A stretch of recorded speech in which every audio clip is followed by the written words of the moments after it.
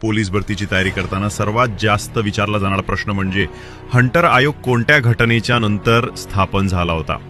चला तर मग आपण या व्हिडिओद्वारे याच प्रश्नाचं उत्तर सविस्तरपणे समजून घेऊया. 13 एप्रिल 1919 बैसाखीचा दिवस. हजारो लोक अमृतसरच्या जालियनवाला बागेत शांततेनं जमले होते.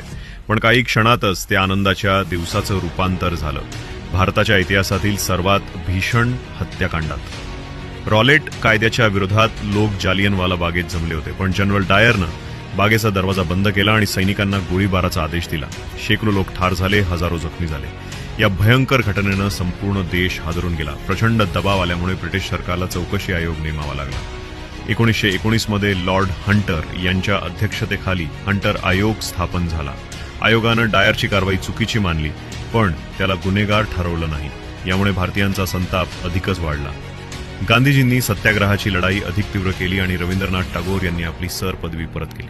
मित्रांनो, हंटर आयोग फक्त चौकशी पुरता नव्हता, तर तो भारतीय स्वातंत्र्य लढ्यातील मोठा वळणबिंदू ठरला.